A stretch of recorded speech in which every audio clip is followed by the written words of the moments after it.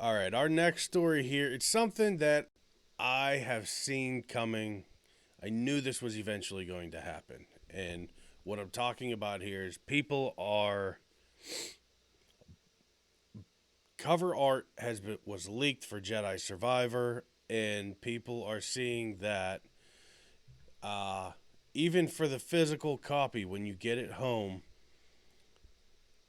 automatically we're talking. If I haven't seen the number yet, I think it's roughly around 120 gigabyte download is required on day one as soon as you bring it home, which now people are angry because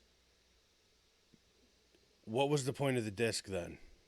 If pretty much the whole game was going to be needed to be downloaded. Why are we doing physical versions? Which people are angry about. One guy said that 120 gigabytes for living out in the boonies where he is, it's going to take him roughly 3 to 4 days to download the game and play it. Rob, I know you're not. I don't want to say you've always been like against physical, but I'm not against physical at all.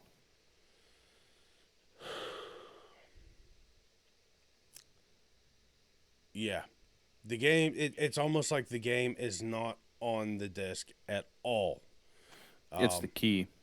yes, the only thing on the disc from what it's looking like is, like Rob said, just a key. Uh, Early copies of the game hit store shelves in New Zealand last week, and fans on Reddit noticed some tiny, easy to miss fine print on the front of the box. Oh my god, I should have taken an allergy pill before the show. Uh,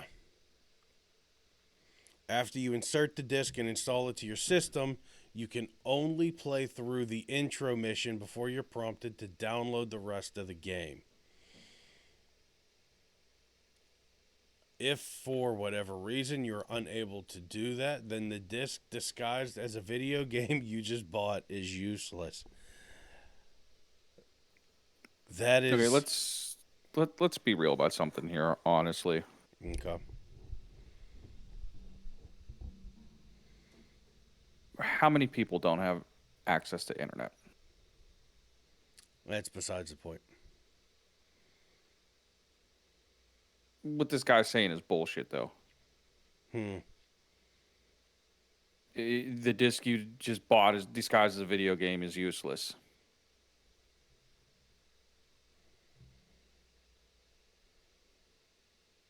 Because any game that you try to play is going to be useless because you haven't updated your system to the latest software. Like, I don't know. To me, I believe me, I get the idea about the whole game being on a disc or a majority of it. Mm-hmm. But this has been going on for since the new gen of consoles. Uh, a little bit before that.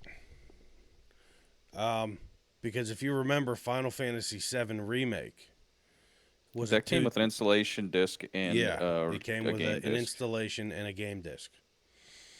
But at least you got the full thing on both discs. But you still had to have internet access to play it. Okay, well, I mean, having internet access to grant you access to the content is different than being How's required to have internet to get the rest of the game that you paid for. it's the same thing because if you don't have internet, you can't play the game at all. You're locked out of the game that you just paid $80, $70 for.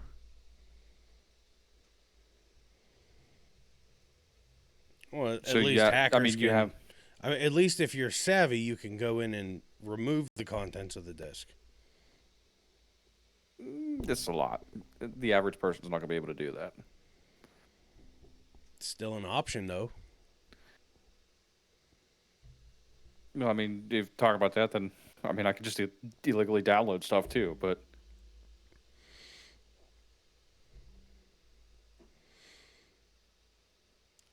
but you don't I'm a own it. You didn't pay for it. You paid for the physical version of the game. no, I agree. I agree 100% that it shouldn't be locked behind internet access. And I honestly I could see this coming down to just like when Sony removed um, Linux access to the PlayStation 3. It's a breach of sales contract. You bought the game, you bought the physical version of the game with the understanding that the entire content of the game would be available on the disc. It's But one thing to have, huh? there's fine print on the box that says that it's not. So All right, I'm gonna check all my. I'll check my PlayStation 5 games. no, you don't have any. You don't have any. Maybe there are because I know Hogwarts Legacy is that way too. Okay, I'm gonna check Hogwarts Legacy after the show. Um, I get that. Yes, we expect more as time has gone on, where we want the better visuals, we want the better sound and everything. It's just a shady thing. You know what I mean? Yeah, I mean I agree. And having physical copies of the games were good for like what we're seeing now with retro games, Well, not even with retro games. Look at game into preservation. the multiverses, Hmm? the fighting game multiverses. The Marvel versus Capcom. No, the one that had like Shaggy and all them. Oh, And yeah. I get what you're saying now. I think it was called multiverses. Yeah, yeah. It Here's the thing: that game, like, it got hyped up, and then it just kind of died off. Well, it's been shut down, Oh, has it? and there's been people that have paid money for fighters, That's and that's where digital only like really comes in and sucks. yeah, definitely. So, that's why I mean I'm all for physical and 100% physical. You know, that way you're not locked out behind a digital key or a digital access or something like that. Yeah.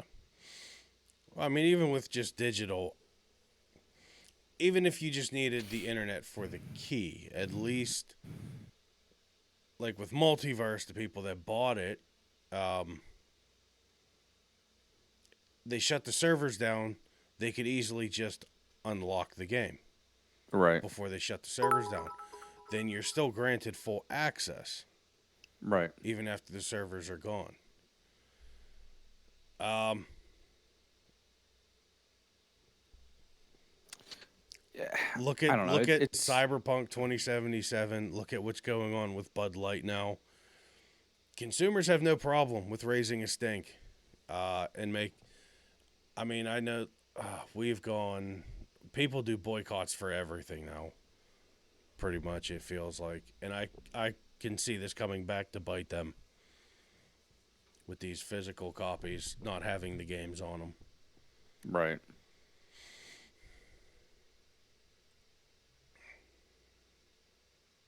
So That's fair. yeah, yeah. Anything else to add? Mm, bring back all physical. I'm all game for that. So yeah, like, subscribe, share, comment, bash us, whatever. Just let us know what you guys think about this. If you like digital, if you think physical, or how this should be handled. All right, everybody.